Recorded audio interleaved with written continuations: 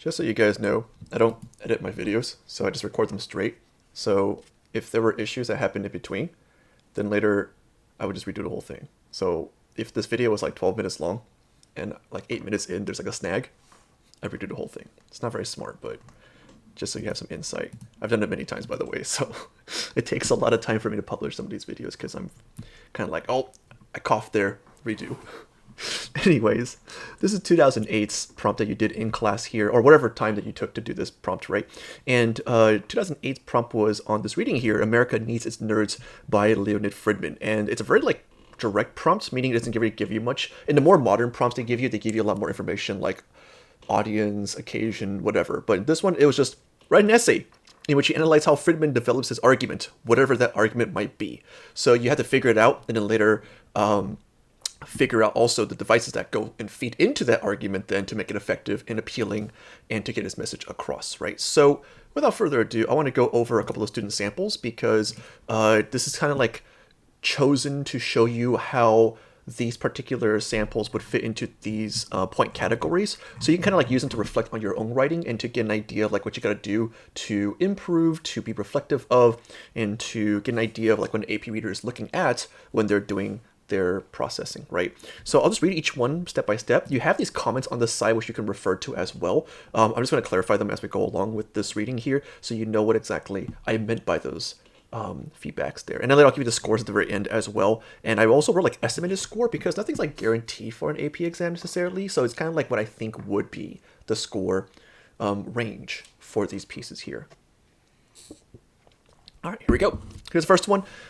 Intro says, in the passage from America Needs Its Nerds by Leonid Friedman, he addresses the difference in culture comparing the US and Asian nations. Not a bad opening.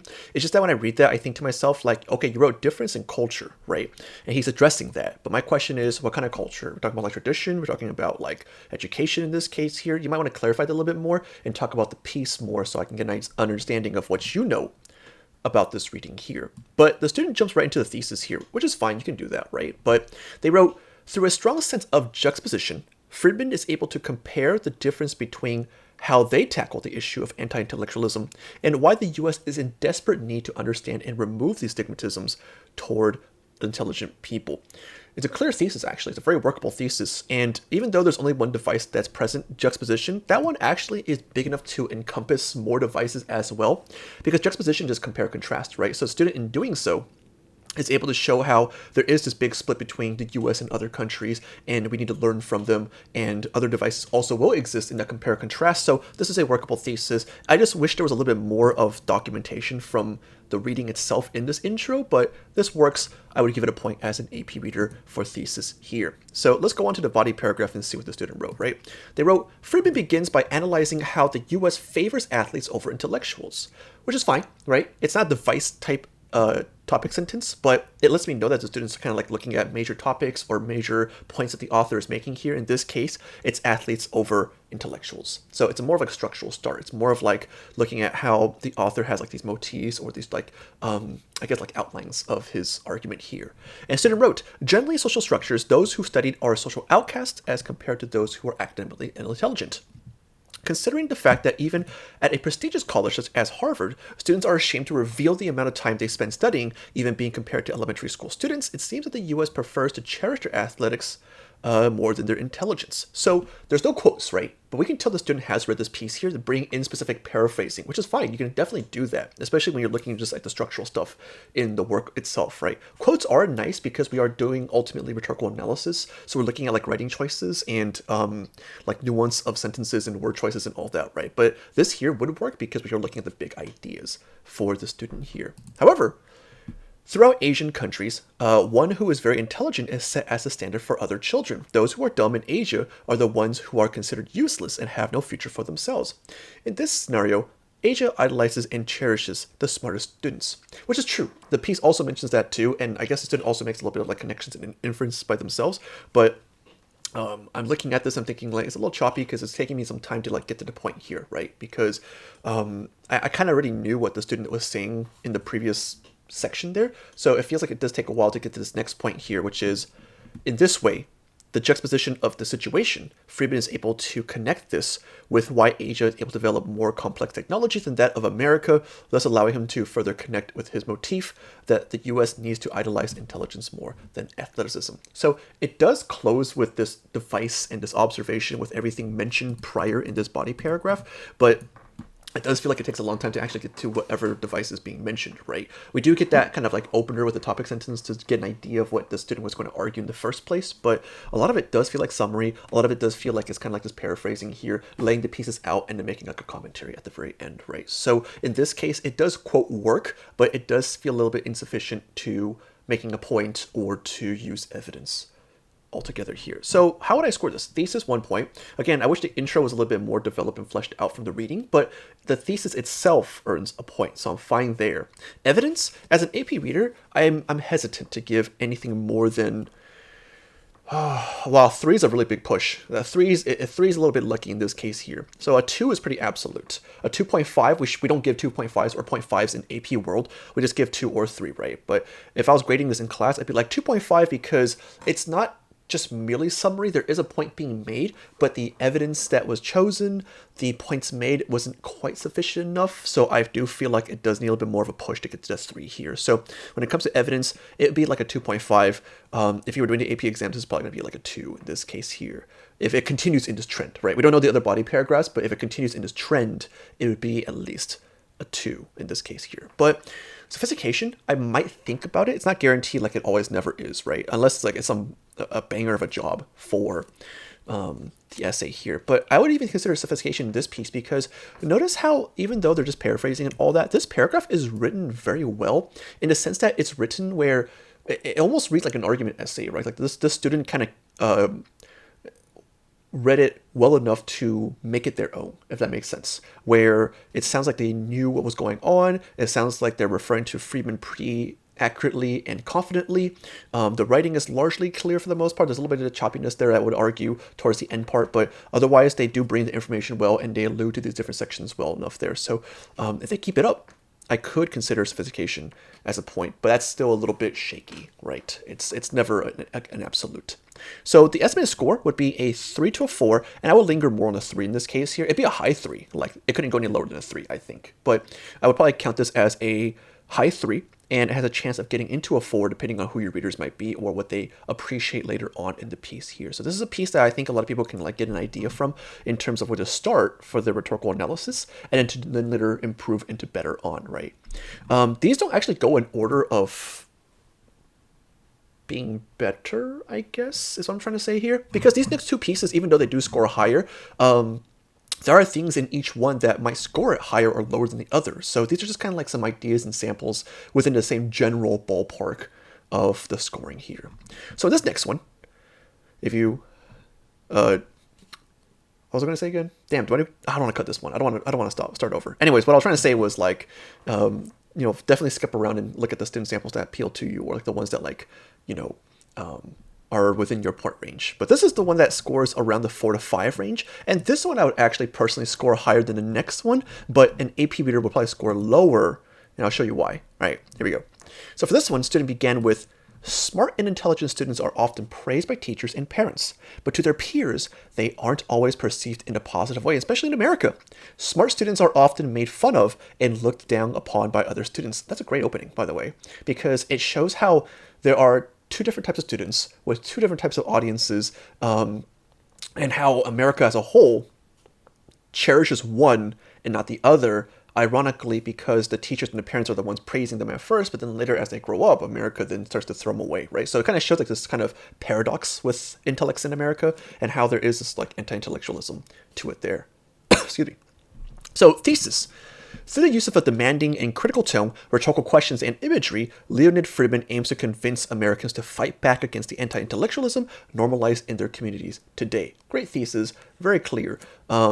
They do have devices that they're looking at, critical tone, rhetorical questions, imagery, and then for the purpose, right? These methods then do this. Convince Americans to fight back against intellectualism that's normalized there. So this is kind of like standard thesis 101 here. This is going to be a very structured, by the way, piece, I would argue, and it does a really good job in doing so. So in this case here, pretty good intro. It's kind of like the first one too. I almost wish there was a little bit more discussion of the piece first in the intro before we get to the thesis, but it would still work. I would give it 1 point for thesis there. Not bad. Let's do the body paragraph here. So body paragraph. And yes, this is recorded at 8 p.m. I am drinking coffee at 8 p.m. Poor life choices. Anyways, in this body paragraph, it says, after providing the reader with an introduction into the problem of anti-intellectualism, Friedman's tone changes as he states, quote, enough is enough. Nice structural, again, observation of the piece here. So the first part of it looks at this issue of anti-intellectualism, and then later the student goes into their own views regarding that, right? Or sorry, Friedman's views regarding that. Although he does show his opposition from the beginning, he uses this statement to fully express his anger with the situation and shift the perspective of his argument. Good. And I like this a lot because what the student does is they just use enough. They use just enough to make their point here. They took a little snippet from the reading here, observe the tone, observe the shift in POV, and then they go into this next part of the argument here. So that's a really good choice being done by this student here. Friedman follows this statement with assertive and crucial words, demanding, quote, nerds and geeks to, quote, stop being ashamed of who they are and telling them that, quote, it is high time to face the persecutors who haunt the bright kid with thick glasses from kindergarten to the grave. So again, we're just using what we need, right? Student does a really good job isolating quotes to just pick and choose the ones that will make their points. Friedman believes that this is something that can't be ignored and should be fought against in America. By using such strong words and attitude in his writing, he is able to reflect back to the audience the importance and criticality of standing up for intellectual kids and their freedom to be who they are. Now here's the problem. Because the student's observing tone, right? They're not wrong whatsoever, but they have some words in here or some particular sections that warrant analysis or commentary. So by simply just saying, by using such strong words and attitude in his writing, my question is, how do you know? Where do you see it? What exactly is considered as strong or strong attitude or strong words, right? So it's a little bit ambiguous there. Student doesn't really answer that and just jumps to their next point there. So when we look at like language choices, we definitely want to go a little bit more in depth or specific to what the author was saying there. Student also says he also allows himself to be a voice for them as he shows his determination to fight against their oppression, which can bring readers who relate to the topic a sense of welcoming and comfort as well as motivation. I like that little add in here because the student understands that this piece is a nerd speaking to other nerds, right? So it shows like solidarity. It shows a connection to the audience here. It shows like someone who's advocating for others there. I like that.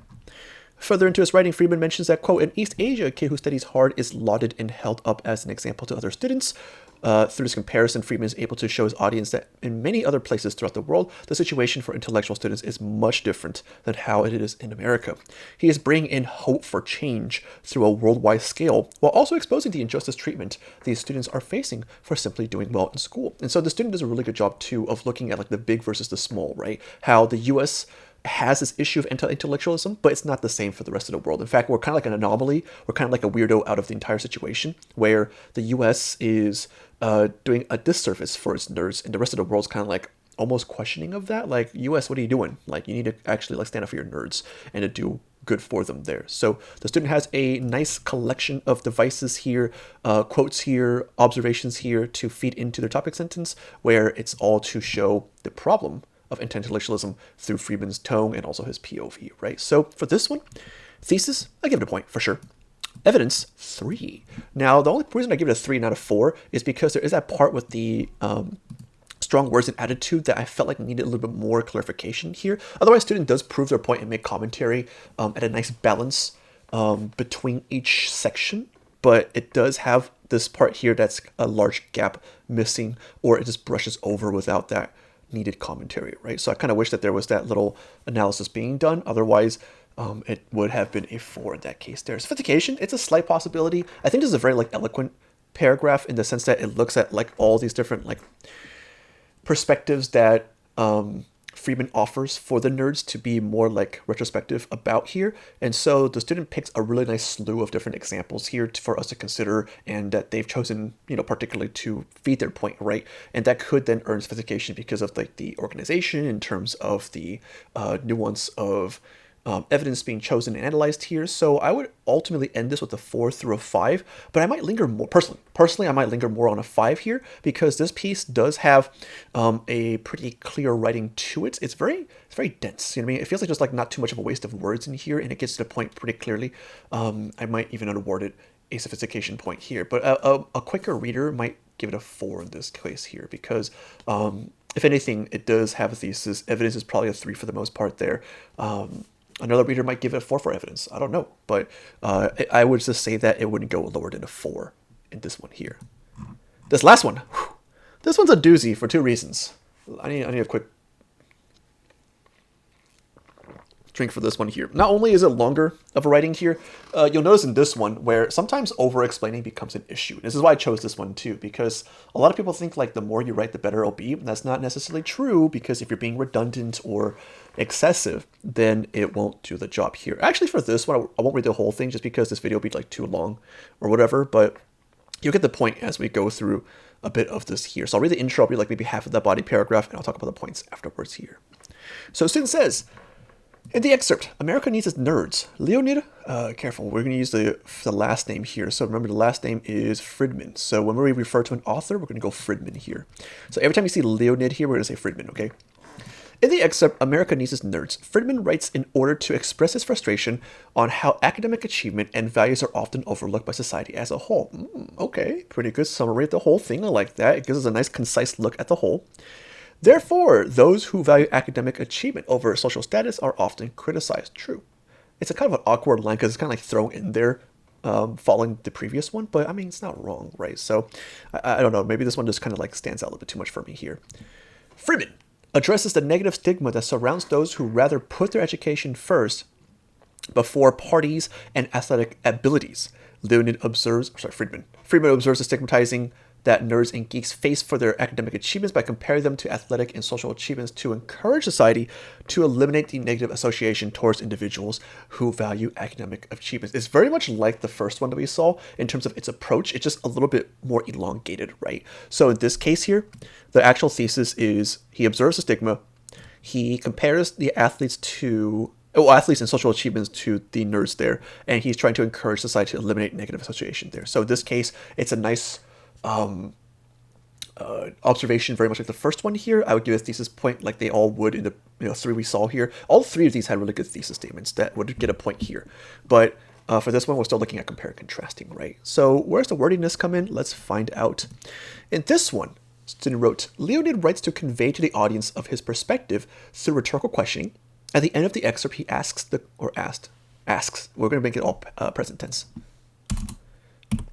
the audience multiple questions without actually answering it. By doing so, he left the questions open-ended for the audience to consider and answer for themselves. Okay, this is where the wordiness starts to happen here. Defining devices. You don't need to do that. And you would only kind of do that if there was something very particular to what the audience or author was trying to do in their piece, right? So unless this student wrote like what that question actually was and what the audience might do in response to that, would it work? But in this case, all I feel like they're doing is defining devices rather than actually defining what's going on here. And they do that all throughout, right? You'll notice that as you go through this entire piece that they're going to do a lot of like device explanation. So let's look at this last example here before I go to the point here. Since world class is reserved for the best in the world without advancement in academics especially, America would not thrive for a sustainable amount of time. By asking the audience rhetorical questions in the end, Leonid is, sorry, what's the name again? Damn it, I forgot his name. Friedman. Damn it. Stop writing Leonid. It's confusing me. By asking the audience rhetorical questions in the end, Friedman is engaging with the audience and pushing them to come to the same conclusions as him. This is effective since it makes the audience believe that they came up with the same conclusion themselves. Thus, there is more like a more likely chance that readers will take into action what the author is trying to persuade. Not wrong, but again, we didn't really need that, right? Because at the same time, it's like, well, that's the point of rhetorical questions sometimes, or more times than not, to make the reader come to your POV through that sort of reflection process there. So it feels like this student does in this paragraph too many times of this sort of like device explanation, and it takes away the pace, the flow, and even though this like paragraph itself also has a nice like, density of devices and explanations and evidence, moments like this would ruin it. You know what I mean? So this boils down to the point scaling of 1 for thesis. It is a clear thesis. I'll take it. Evidence 4. But this is where it'd be tricky too, right? Because I would give it a 4 because if you go through this paragraph, it has a lot of good examples, a lot of good quotes that we're like digging through and finding for. But if writing is also a part of the evidence category, then I might even give it a 3 in some instances too, because of that wordiness and that sort of like over-explaining that occurs there. So I would have the student reflect a little bit more on what they need to say versus what they want to say versus what does it need to be said in the first place. Evidence, though, a reader might give it a 4 just because they do see that, nice chunk of evidence being given here. And sophistication, I personally wouldn't give it just because, like I said, it's a little bit wordy at times and it does ruin the pacing and flow and I guess readability of this paragraph here. But I guess it could get a slight possibility of sophistication because the student is looking at these like nice little like detailed looks within the work here. It's not like a just over broad scale sweep of the reading here. They do look at these little choices that the author is making and incorporate it well into their own analysis as a whole. So it's possible, but if I was a reader, I might kind of like hesitate to give it that there. I think this one would score a possible 5 from your standard AP readers. If I was an AP reader, I might even kind of like out of, not strictness, but more out of just like subjectivity on the rubric here, I might even like lower it down to a 4. So it can't get any lower than a 4 for me, at least here. I think that you might probably score a 5 in this case, but I would kind of doubt it would get a 6 out of 6 in this case here. I think it's a very good 5 if it does get a 5, but at the same time, I wouldn't go so far as to say like this paragraph is like perfect or what do you call it? Like ideal, right? Now keep in mind, these are all like take home. So you have time to process and to write more in-depth and clearly. So if you did this on a take-home, by the way, or sorry, an in-class, if you did this on an in-class, 40 minutes timed, that's pretty impressive. I think that your reader would give you like benefit of doubt or like a little bit more leniency because of that, and you might score a little bit higher, but we're going to be a little bit more strict with these, right? Because we had time to process and think about it. So we're going to always score a little bit lower then to just kind of like be more critical so we can kind of see what the do's and don'ts are for this piece here. But otherwise, yeah, these pieces all kind of linger within that 3 to 5-ish range here, which a lot of you are kind of in for the most part. And if you want to get some ideas here, just kind of like scan through these and just pick and choose what you need to learn from these student samples here.